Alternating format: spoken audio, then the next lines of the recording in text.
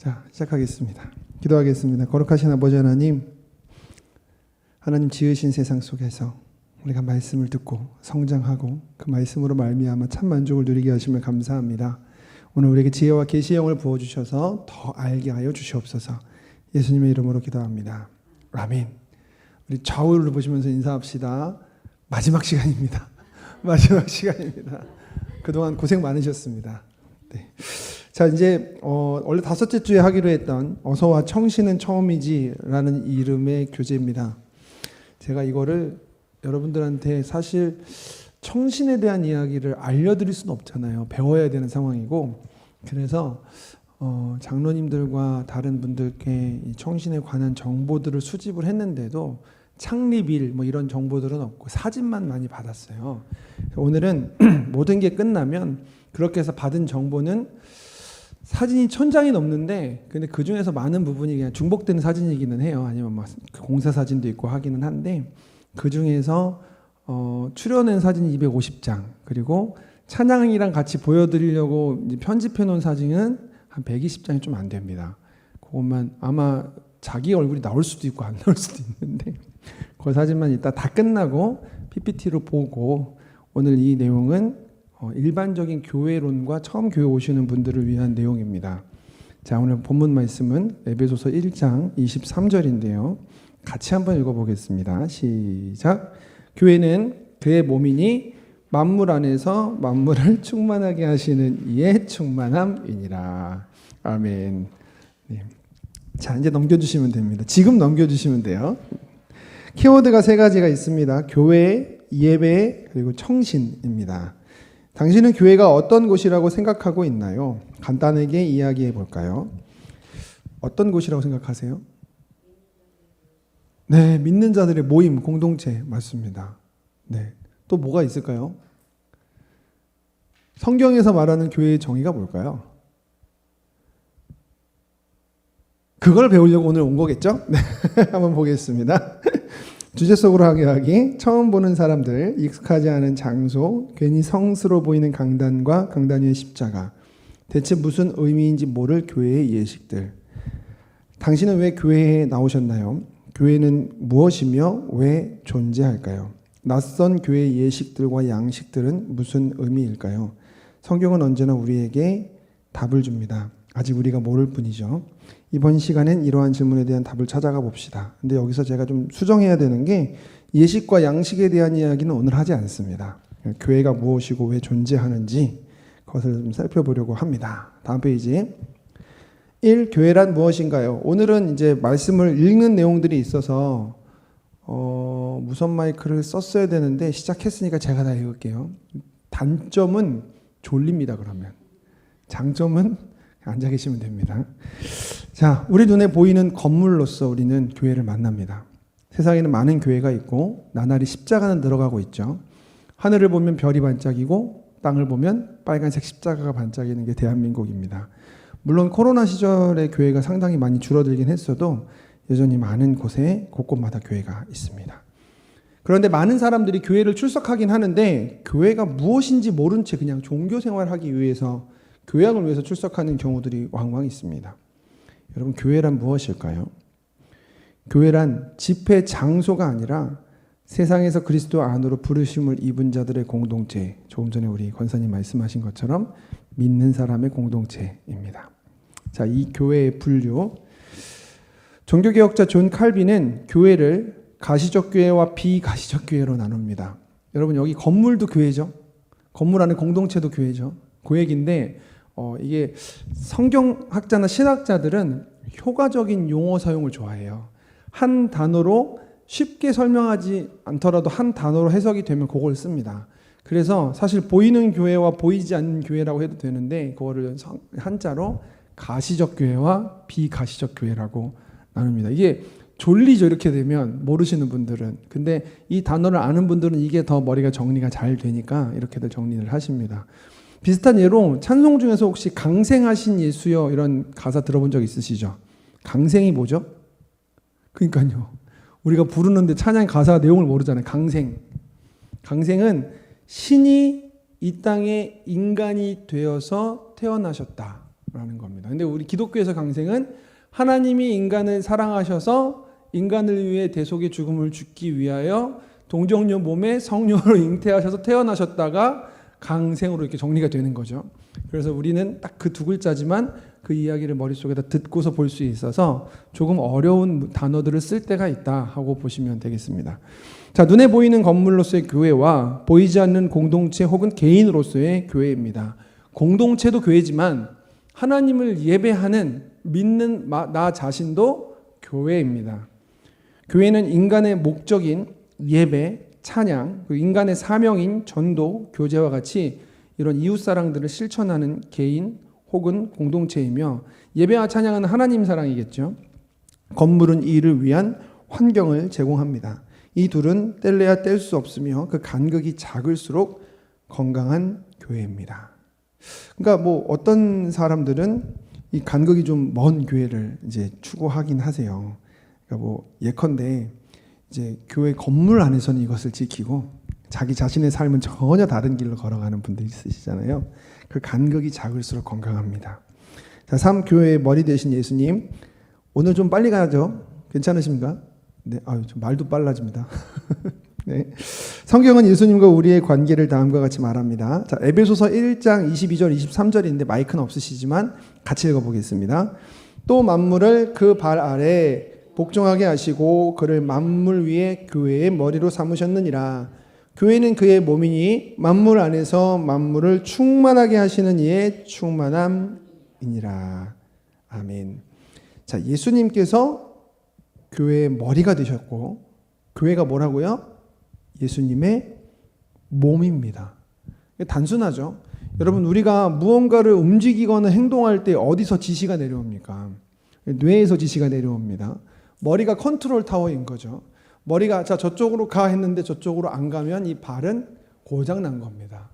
마찬가지로 예수님께서 교회의 머리가 되시기 때문에 몸인 우리는 그분이 뜻하시는 바, 그분이 원하시는 일들을 행해 나가는 손과 발이 되는 공동체 혹은 개인이라는 말입니다. 그러므로 우리가 어디에 관심이 있어야 될까요? 다시, 교회는 예수님이 우리에게 주시는 그의 뜻을 실천해 나가는 공동체 혹은 개인입니다. 그럼 우리는 무엇을 알아야 될까요? 어디에 관심이 있어야 될까요? 그렇죠. 예수님의 뜻에 대해서 그분이 무엇을 원하시는지 거기 어디 써 있었죠? 그게 예수님의 뜻이, 하나님의 명령이 어디에 써 있죠? 성경에 써 있습니다. 그러므로 교회는 성경과 뗄래야 뗄 수가 없습니다. 오늘 혹시 제가 너무 빠릅니까? 아닌가요? 아니면 좀 울립니까? 좀 그런 것 같죠? 아니에요? 네. 자, 계속 가겠습니다. 말씀을 또 읽어보겠습니다. 요한복음 6장 38절. 내가 하늘에서 내려온 것은 내 뜻을 행하려 함이 아니요 나를 보내신 이의 뜻을 행하려 함이라. 예수님께서 하신 말씀인데 예수님 당신 자신도 내 뜻대로 막 살려는 게 아니라 나를 보내신 이의 뜻대로 행하려고 한다. 누구시죠? 보내신 이? 하나님. 하나님께서 예수님에게 원하시는 것을 행하러 내려오셨는데 예수님의 사역은 인류의 죄를 대속하는 대속의 사역이셨습니다. 그리고 하나님께서 우리에게 주시는 하나님의 목적은 무엇일까요? 인간의 창조 목적은 하나님의 영광을 찬미하고 그것을 기뻐하면서 사는 것입니다. 그러므로 그의 몸된 교회는 바로 이것을 이루어가는 개인과 또한 공동체라고 할 수가 있겠습니다. 자, 그러면 이제 우리는 하나님께서 우리에게 주셨던 그 뜻을 잘 알아야 돼요. 그게 바로 찬송, 예배 이런 거니까요. 4번, 예배란 무엇인가요? 성경은 인간 창조의 목적을 분명하게 말합니다. 이 4챕터는 그 앞에 1주부터 4주까지 내용이 많이 중복해서 들어가니까 쭉 가볼게요. 이사야서 43장 21절 아마 외우시는 분들도 계실 텐데 이 백성은 내가 나를 위하여 지었나니 나를 찬송하게 하려 함이니라. 인간은 찬송하는 존재입니다.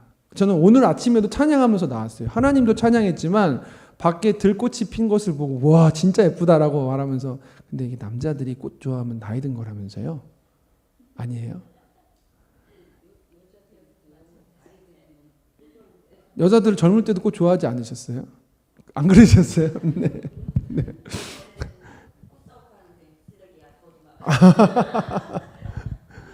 그래서 약간 그 성향이 좀 이게 이성적인 사람들이 이 만물을 보면서 감탄하기 쉽지 않다고 생각했거든요. 근데 아니더라고요. 그분들은 또 수학적으로 감탄을 막 해요. 와, 이 정교하게 돌아가는 우주 만물을 보라 이러면서 감탄합니다. 여튼 감탄한다는 거. 인간은 하나님이 찬양하는 존재로 지었습니다. 우리가 제일 많이 찬양하는 데가 보통 인간들은 자기가 좋아하는 것에서 찬양을 많이 하죠.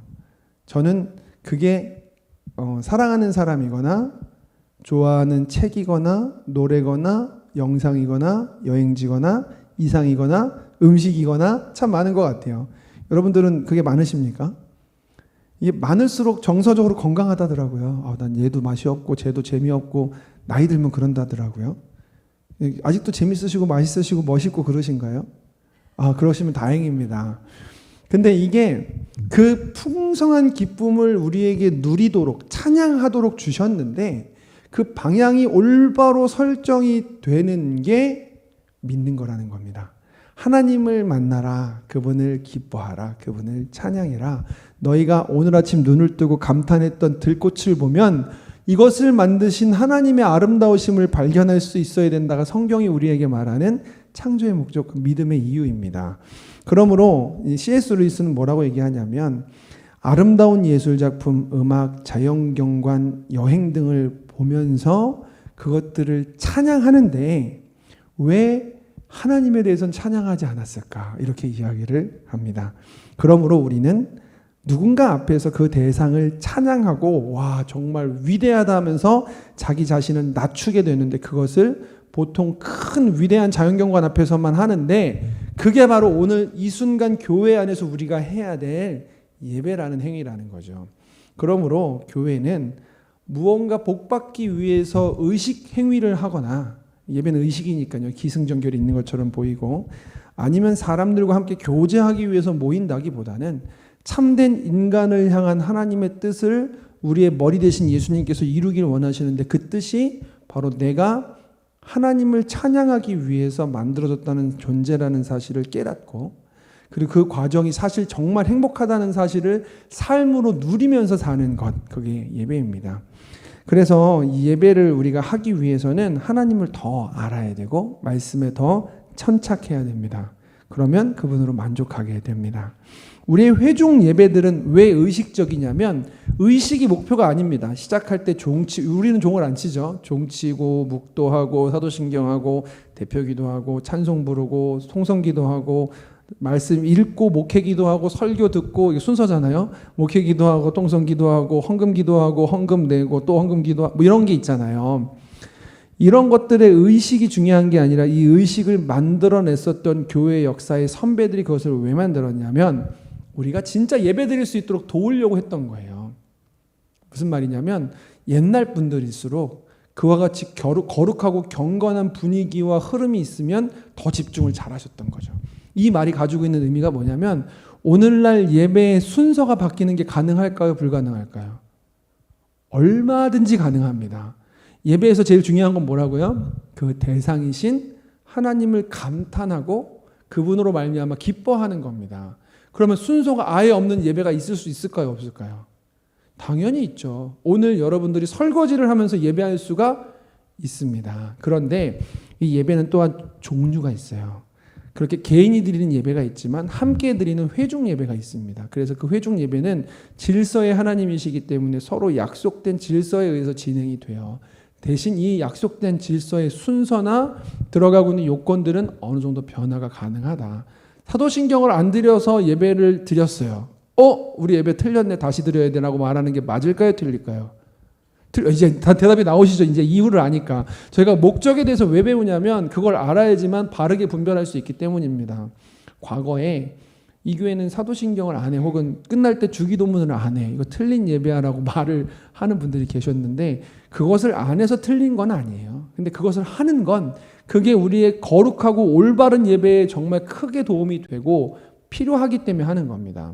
사도신경을 안 한다고 예배가 아니다? 아닙니다. 그건 아니에요. 그러나 이와 같은 순서를 통해서 우리가 진정한 하나님을 만나는 예배를 드리는데 도움이 됐기 때문에 기독교 역사와 믿음의 선배들은 이것을 지금과 같이 의식화를 했다. 이건 또 어디서 발견할 수 있냐면 고신측 예배에 가보시고 다른 교단 예배 한번 가보세요. 순서가 다릅니다. 우리 교단 예배 오면 사람들이 제일 많이 놀라는 게 뭔지 아세요? 앉았다가 일어났다. 딱 들어오면 끝까지 앉아있거든요. 다른 교단들은. 특히 장로교단 가면 거의 대부분 앉아있는데 우리는 일어났다가 기도하고 앉았다가 일어났다가 기도하고 앉았다가 많이 할 때는 3번, 4번도 하는 교회도 있는데 그런 것들의 차이들도 분명히 존재하고요. 그런 것들의 차이가 진짜와 가짜를 나누는 본질적인 이야기가 결코 아닙니다. 다시 한번 예배는 하나님을 우리가 만나는 것, 그분을 감탄하고 그분 앞에서 겸손하게 나를 낮추는 것, 그것을 위해 교회를 세상을 지으셨습니다. 교회는 그 목적을 이루는 곳입니다. 자, 5번 주일 예배. 구약에서는 십계명대로 토요일을 안식일로 지키는데 왜 일요일에 예배를 드릴까요? 인간의 범죄 이후 참된 안식은 예수님의 십자가 대속과 부활로 이루어졌기 때문입니다. 자, 마가복음 16장 9절 상반절에 보면 예수님께서 언제 부활하셨는지 나오는데 예수께서 안식 후 첫날 이른 아침에 살아나신 후라고 되어 있습니다. 이스라엘의 안식일이 무슨 요일이죠? 그렇죠, 토요일. 안식 후 첫날이니까 다음 날인 거죠. 일요일에 이제 부활하셨는데 이 이야기는 이미 구약에 예언이 되어 있었어요. 예수님의 사역이 이스라엘의 7대 절기와 똑같이 흘러가요. 그래서 6월절 어린 양으로서 예수님이 십자가에서 죽으시잖아요. 6월절이 이스라엘 종교력 3월 14일입니다.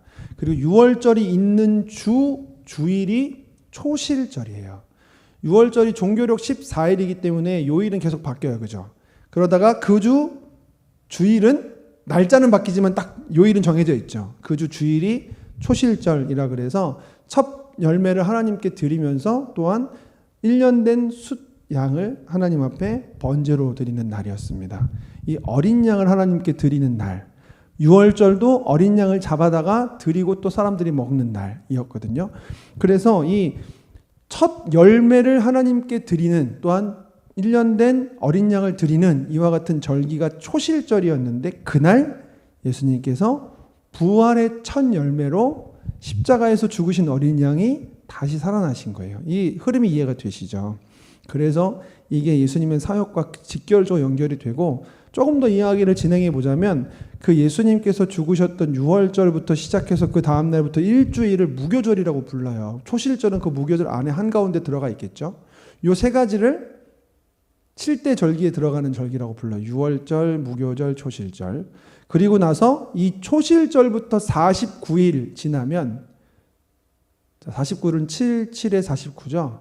77절이라고도 하고요. 초실절 합치면 50이잖아요. 오순절이라고도 하는 날이 나와요. 그러면 그날은 무슨 요일일까요? 그렇죠. 오늘이 일요일이고 49일 뒤니까 그날도 일요일이죠. 그날 성령께서 강림하십니다. 그래서 오순절 성령 강림이 일어나잖아요. 그러다 보니까 기독교회는 예수님께서 부활하셨고 교회가 시작되었던 바로 그날을 기념하여 지킵니다. 구약의 율법은 예수님이 오심으로 말미암아 완전하여졌습니다. 율법의 주인공이 예수님이었기 때문에 그래요. 제사를 드리고 안식일을 지키고 하나님께서 그들에게 오실 예수 그리스도를 예표해 주셨던 거기 때문에 이제부터 사람들은 교회 시대가 개막하면서 초대교회 분들은 주의 날이라고 일요일을 부르면서 주일에 예배를 드립니다. 자, 그 흔적이 고린도전서 16장 2절에 있습니다. 매주 첫날에 너희 각 사람이 수입에 따라 모아두어서 내가 갈 때에 연보를 하지 않게 하라. 사람들이 모이는 날이라는 뜻인데 매주 첫날이 무슨 요일이죠? 그렇죠. 주일입니다. 근데 이거 월요일이라고 말하는 애들 많아요. 젊은 애들일수록 월요일 이렇게 얘기하거든요. 그러면 주일은 주말. 토요일하고 주일은 주말이래요. 왜 주말이 두 개야? 말은 하나지. 그래서 물어보면은 다 일요일이 마지막 날이라고 생각을 해요. 근데 달력을 봐봐, 달력. 이 무슨 요일이 제일 먼저야? 일요일이잖아요. 예. 그래서 주의 첫날이, 매주 첫날 일요일에 너희 각 사람이 수입에 따라 모아두어서 내가 갈 때 연보를 하지 않게 하라. 이게 이제 주일을 이야기하는 겁니다. 자, 6번. 예배의 여건과 종류. 자, 첫 번째는 하나님과 회복된 관계를 이제, 우리가 생각을 해야 돼요. 그게 예배를 드리기 위해서 필요한 요건입니다. 우리 예배가 하나님께 연락되려면 하나님과의 올바른 관계가 이루어져야만 합니다. 죄인은 누구도 예수의 피로서 씻음을 받지 않은 채 하나님의 영광의 임재에 들어갈 수 없습니다. 그랬다가는 죽게 되거든요. 히브리서 10장 19절 말씀 같이 읽어보겠습니다. 그러므로 형제들아 우리가 예수의 피를 힘입어 성소에 들어갈 담력을 얻었나니 예수님의 피를 힘입어서 드디어 우리가 하나님과의 올바른 관계, 화평케 되게 하신 예수님 안에서 다시 하나님과 화평한 자가 되었습니다. 그렇게 해서 하나님 앞에 서게 되면 어떤 일이 일어나냐면 우리가 우리의 죄를 깨닫고 회개하게 됩니다. 그래야지 비로소 깊은 교제로 나아가게 되거든요. 여러분 그것은요 하나님의 선하심 앞에 서게 될 때 누구에게나 등장하는 일입니다. 그러므로 교만과 죄악됨이 교제를 단절시킨다는 사실을 잊지 마시고 먼저 처음 믿었을 때 회개하고 우리의 삶 가운데 또 예배 가운데 나올 때 회개하는 이유가 상한 심령으로 드리는 예배를 받으시기 때문입니다. 자, 시편 51편 17절 시작. 하나님께서 구하시는 제사는 상한 심령이라. 하나님이여 상하고 통회하는 마음을 주께서 멸시하지 아니하시리이다. 그래서 아멘. 우리가 이제 새벽기도 때 지금 마태복음 강해 중인데 마태복음 5장에서 팔복 강의를 했었거든요. 팔복 혹시 외우십니까? 심령이 가난한 자는 복이 있나니 천국이 저희 것이며 그 다음 뭐죠? 애통하는 자는 복이 있나니 저희가 위로를 받을 것이며 온유한 자는 복이 있나니 저희가 땅을 기업으로 받을 것이며 이게 순서가 있잖아요. 잘 보면 이게 진짜 순서예요. 그래서 믿는 사람의 영적 성장을 기록한 영적 성장 백서라는 별명이 있어요. 첫 번째, 심령이 가난해야지만 예수 그리스도를 믿을 수 있습니다. 나는 괜찮아. 나는 얼마든지 혼자 구원받을 수 있어 라고 말하는 사람은 자기가 죄인임을 절대 고백하지 않아요. 나는 아무것도 없고 나는 완전히 부패한 존재고 하나님 앞에 섰더니 나는 끝장났다라고 심령이 가난해진 완전하게 비어져 있는 사람만이 하나님을 만납니다. 그러면 천국이 저희 것이며 그리고 나서 하나님께 나아가면 어떤 관계가 되냐면 하나님께서 빛이신데 내 죄악됨이 드디어 완전하게 드러나죠. 그러면 애통하게 됩니다. 정말 눈물 뿌려 애통하고 통회하고 자복하는 그렇게 되면 하나님께서 괜찮다고 위로해 주시는 기쁨의 예배가 시작이 되는 것입니다. 그 다음에 온유잖아요. 이 온유함의 원어 프라우스는 야생마를 길들이다 라는 뜻이 있습니다. 말씀이 이제 우리의 삶을 주관해 가기 시작하시는 거예요. 하나님의 말씀 앞에서 우리가 조금씩 달라지는 거죠. 우리 왜 그렇잖아요. 온유한 사람, 저 사람은 진짜 온유해 라고 말할 때 보통 부드러운 사람 얘기하잖아요. 그게 아니라 그 사람의 성격이나 성향이나 MBTI가 뭐든지 말씀 앞에서 달라져 가는 거예요. 원래 굉장히 냉정한 사람인데 성경 보고 예수 믿고 예수님께서 원수를 사랑해라, 내 이웃에 대해서 사랑을 전하라 얘기 듣고 나서 자기의 성향과는 반하게 예수님을 닮아가는 것. 그게 온유입니다. 그러므로 온유는 단숨에 이루어지지 않아요. 여러분 인생 가운데 가장 긴 광야를 보낸 사람이 누굴까요? 성경 역사에서 900살 이상 산 사람 빼고 가장 긴 광야 120년이 광야였던 사람이 있어요. 모세입니다. 모세에 대해서 하나님 뭐라고 얘기하시냐면 이 사람 모세는 그 온유함이 지면의 모든 사람보다 승하였더라. 그럴 수밖에 없는 게 맨날 광야에서 하나님께서 만들어 가셔가지고 그렇게 될 수밖에 없었습니다. 자, 그렇습니다. 자, 세 번째는 하나님을 아는 지식입니다. 하나님을 진정 예배하려면 하나님을 알아야 돼요. A.W. 토저 박사는 알지 못하는 것을 예배할 수 없고 아는 만큼 예배할 수 있다라고 말합니다. 이거 맞는 말이죠. 예배가 아까 뭐라 그랬죠? 그 대상을 향해서 내가 감탄하고 경탄하고 찬양하는 것. 우와 멋지다, 우와 맛있다, 우와 아름답다 이게 다 찬양이에요. 예배가 되려면 그 대상을 알아야지 경탄하죠. 우리가 얼굴도 몰라, 이름도 몰라요, 성도 몰라요, 성격도 몰라요, 얼굴도 몰라요. 야, 근데 그 사람이랑 정략 결혼을 시킨 우리 엄마 아빠 때문에 결혼하게 됐어. 친구들 앞에서 그 사람 칭찬을 해야 돼. 이름이 너무 예쁘더라. 이거 말고 할 말이 뭐가 있어요? 알아야지 칭찬을 하죠. 근데 누군가를 너무너무 사모해요. 짝사랑을 10년 동안 했는데 알게 될수록 너무 멋진 사람이야. 그 사람이 가지고 있는 생각, 그 다음에 바른 품성, 외모, 성격, 심지어 재력, 모든 게 다 마음에 들어요. 야, 세상에 이런 사람이 있나? 근데 그 사람이 날 좋다네? 그러면 친구들한테 자랑하고 싶어서 여기까지 올라오는 거예요. 가서 무슨 얘기를 해야 되지? 자랑할 게 10,000개는 되는데 여기서부터 시작해야겠다 하면서 가서 얘기를 합니다. 입에서 침을 튀기면서 말을 하는 거예요. 야, 있잖아.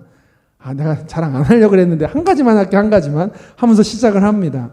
여러분, 그게 하나님을 예배하는 예배자의 모습이라는 거예요. 성경은. 우리가 하나님을 알면 감탄할 수밖에 없게 되고 그것을 찬양할 수밖에 없고 그분을 전할 수밖에 없게 된다라고 말씀하십니다. 그러므로 우리가 하나님을 예배하려면 하나님을 알아야 돼요. 그래서 예배와 말씀은 항상 같이 가요. 말씀을 모르고 하나님에 대해서 모르면 우리가 예배하기가 어렵습니다. 자, 호세아서 6장 6절 말씀 같이 읽어보겠습니다. 나는 인애를 원하고 제사를 원하지 아니하며 번제하는 것보다 하나님 아는 것을 원하노라. 자, 고린도후서 4장 6절입니다. 어두운 데 빛이 빛이라 말씀하셨던 그 하나님께서 예수 그리스도의 얼굴에 있는 하나님의 영광을 아는 빛을 우리 마음에 비추셨느니라. 아멘. 그러므로 예수 그리스도를 통해 하나님께 나아가고 말씀 가운데 하나님을 알므로 하나님의 영광을 깨달아 알고 감탄하는 예배를 드릴 수 있게 됩니다. 자, 네 번째로 예배의 종류인데요. 기본적으로 예배는 아까 말씀드렸는데 개인적인 예배와 공적인 예배로 나누어져 있습니다. 삶과 전 인격이 하나님을 매 순간순간 예배하는 개인적인 예배가 있고요. 모이기를 힘쓰며 서로 돌아보아 사랑과 선행을 격려하라고 말씀하시는 것에 순종하는 공적인 예배가 둘 다 중요합니다. 근데 최근에 코로나 시기를 맞아서 개인적 예배의 중요성을 강조하시면서 교회에 안 가도 된다라고 면죄부를 주신 분들이 좀 계셨어요. 근데 그건 성경적이지 않습니다. 우리는 홀로 살아갈 수 없고 하나님은 교회를 공동체로 지으셨어요. 그렇게 서로가 서로를 격려해야 되고 사랑을 실천할 수 있는 공동체가 교회입니다. 사랑을 실천하기 제일 좋은 방법은 나를 그 사람을 위해서 희생하는 거거든요. 근데 그 사람이 완벽하면 희생하기 쉽지 않은데 그 사람이 흠이 많으면 희생할 게 많아집니다. 결혼 생활 해보셔서 아실 거 아니에요. 흠이 많을수록 내가 더 포기해야 되고 희생해야 되잖아요. 교회는 하나님께서 우리가 사랑할 수 있도록 부르신 곳이라서 교회 안에도 죄인, 연약한 사람, 나를 아프게 하고 힘들게 하는 사람이 있습니다. 사랑할 수 있는 장을 마련해 주셨어요. 근데 그게 너무 어렵습니다. 내가 정말 예수님처럼 원수를 사랑할 수 있을까? 그를 위해서 기도할 수 있을까? 와, 도저히 저 사람만큼은 같이 있기 싫은데 하면 이상하게 붙여주시더라고요. 쟤만 아니면 돼요라고 말하면 이상하게 같은 구역에다가 넣어주시고, 근데 가만 생각해 보면 그게 하나님의 은혜인 경우가 참 많은 것 같습니다. 그래서 우리는 함께 하나님 말씀대로 개인적 예배와 또한 함께 모이는 공적 예배에 힘쓰고 있습니다. 우리 청신교회는 공적 예배가 주일, 수요 이렇게 두 개의 예배가 있고, 또 사실 아까도 말씀드렸지만 예배라고 하는 말 자체가 이 의식적 예배 말고도 예배가 될 수 있어요. 그래서 우리는 기도회조차도 예배의 마음으로 모입니다. 마찬가지 맞는 말씀이잖아요. 그래서 새벽 기도회와 금요 기도회가 또 있습니다. 월요일부터 금요일까지 새벽 기도회, 그 다음에 금요일 오후 8시 반에 금요 기도회가 있습니다. 자, 우리 교회 이제 교회론 방향성을 한번 나눠보겠습니다. 7번 성령께서 더하시는 교회. 자, 여기 다른 말씀들은 다 있는데 마태복음 4장 23절은 텅 비어 있잖아요. 이제 앞으로 우리는 저 말씀입니다. 외우면 좋겠어서 비웠는데 저도 아직 못 외우네요. 자, 한번 같이 읽어보겠습니다. 시작. 예수께서 온 갈릴리에 두루 다니사 그들의 회상에서 가르치시며 천국 복음을 전파하시며 백성 중에 모든 병과 모든 역한 것을 고치시니. 아멘. 이거 공생의 3대 사역이라고 부릅니다. 가르치시고 천국 복음을 전파하시고 모든 약한 것을 고치셨습니다. 가르치고 고치고 전파하는 사역, 이걸 캐치프레이즈로 삼고 교회론으로 삼는 교회들이 굉장히 많아요. 우리도 마찬가지입니다. 근데 우리 교회 이름이 뭐죠? 청신, 청주, 하나님의 신, 로아흐, 성령을 의미할 때가 많은데 여러 가지로 이제 해석이 돼요. 근데 우리는 성령 충만함을 강조하는 하나님의 성의 교단에서의 방향성과 마찬가지로 실제로 하나님께서 이 마지막 세대에 너희가 성령을 받으라라고 예수님의 음성을 통해서 우리에게 알려주셨고, 오직 성령이 너에게 임하시면 너희가 권능을 받아서 예루살렘과 온 유대와 사마리아와 땅끝까지 증인이 되게 해주신다고 하셨잖아요. 그 증인의 사명을 감당하는 데 있어서 우리의 교회의 방향성은 저 세 가지이기 때문에 성령 충만을 또한 함께 구합니다. 그래서 우리가 저것을 이거 세 가지 사역으로 나눴거든요. 그래서 이 가르치고 고치는 사역을 하는 것이 아니라 성령께서 하시는 교회, 그래서 성령께서 더하시는 교회입니다. 그 더는 영어의 TH인데 T는 트루스하고 티칭, 그래서 진리와 교육입니다. 가르치는 사역이라고도 하죠. 다음 세대와 성도들에게 기독교적 가치관과 성경을 통하여서 진리를 가르치고 그것을 통하여 하나님 사랑의 온전한 예배를 회복하는 것을 꿈꾸는 교회입니다. 키워드가 두 개예요. 예배, 말씀. 이번 해가 T 사역회입니다. 하나님을 아는 것, 예배와 말씀의 회복에 집중하는 일환으로 지금 또 우리가 성경 공부를 계속 만들고 있습니다. 또 예배 회복을 위해서 애쓰고 있습니다. 자, 그 다음이 E잖아요. Hear, Healing. 듣고 고치시는 겁니다. 자, 이것은 고치는 사역인데요. 우리가 들으시고 계시는 성령님께, 하나님께 계속 기도하는 습관을 들여서 하나님께 맡기면 그분이 의인의 기도에 응답하셔서 우리의 삶을 고쳐주십니다. 또한 서로가 서로의 목소리를 듣고 청종하면서 서로가 서로를 복종하고 사랑할 때 우리 사이에서의 문제도 관계도 회복되고 그 사슬이 맺어졌던 사슬이 다 끊어질 줄로 믿습니다. 그렇게 서로가 서로를 위해서 함께 교제하고 하나님께 나아가 기도하고 이것을 H라고 고치는 사역이라고 하는데 키워드가 그래서 기도와 교제입니다. 자, 마지막으로 E가 experience하고 evangelism인데요. 하나는 경험, 하나는 전도, 전파하는 겁니다. 이게 전파하는 사역인데 신앙의 여정을 떠나는 비범한 결단과 훈련을 통해서 우리의 변화를 꾀합니다. 즉 훈련을 앞으로 과정을 만들 거예요. 성경을 암송하고 성경을 읽고 그 삶에 적용하고 나누는 훈련들이 있어야 될 것이고 그 훈련을 통해서 결국 우리가 나가는 것은 이웃사랑을 향해서 나갑니다. 그래서 봉사하기까지 갑니다. 그러니까 전도와 봉사가 그 안에 들어가죠. 키워드가 봉사 전도입니다. 근데 이 키워드를 지키기 위해서 우리가 훈련이 좀 돼야 됩니다. 그래서 총 6개의 키워드가 있는데 3개의 교회론입니다. T, H, E. 가르치고 고치고 전파하는 트루스 티칭, 히어 힐링, 익스피리언스 에반젤리징.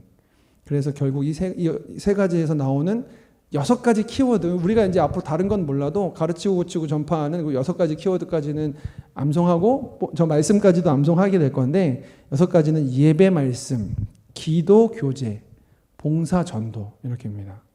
예배와 말씀이 회복되고 기도하고 교제하며 봉사하고 전도하는 교회.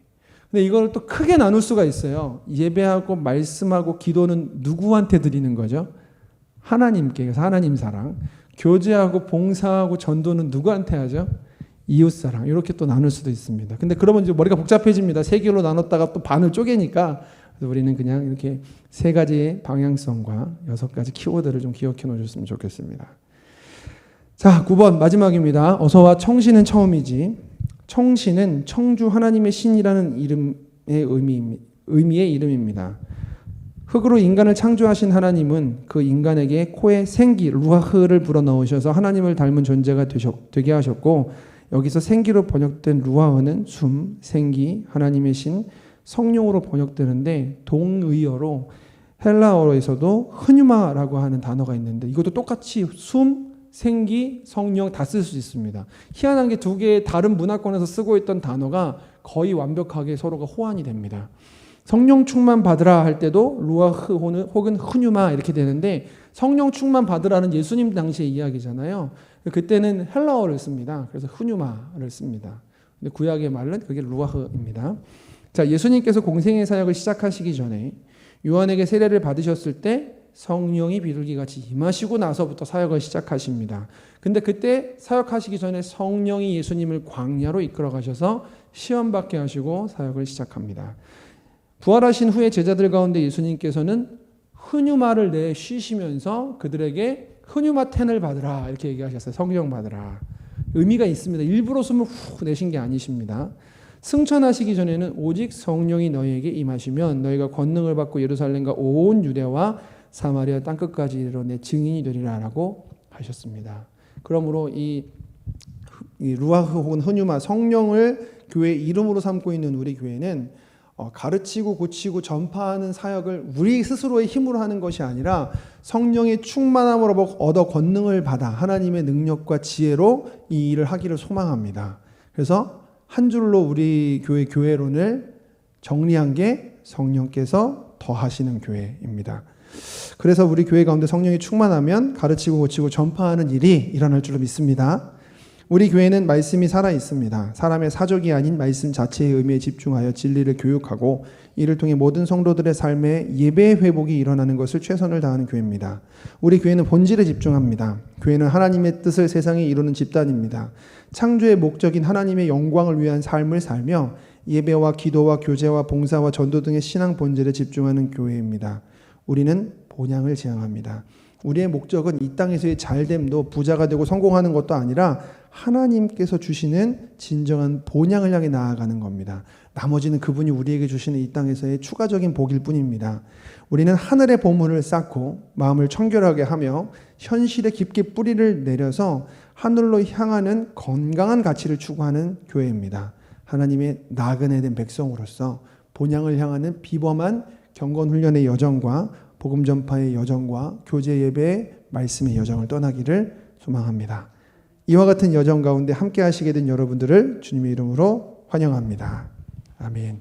자, 팀 켈러 목사님의 글을 읽어보고 마치겠습니다. 교회는 살아있는 유기체이며 부서진 세상에서 예수님의 손발이라 불린다. 아멘. 기도하겠습니다. 거룩하신 아버지 하나님, 6주간 또 우리 새가족 교육을 통하여서 하나님의 말씀을 깨달아 알며 우리에게 하나님께서 행하신 놀라운 사랑과 기적을 봅니다. 이제 우리가 신앙생활하는데 그것이 크게 성장할 수 있도록 성령님 우리를 주관하여 주시옵소서. 예수님의 이름으로 기도합니다. 아멘. 녹화는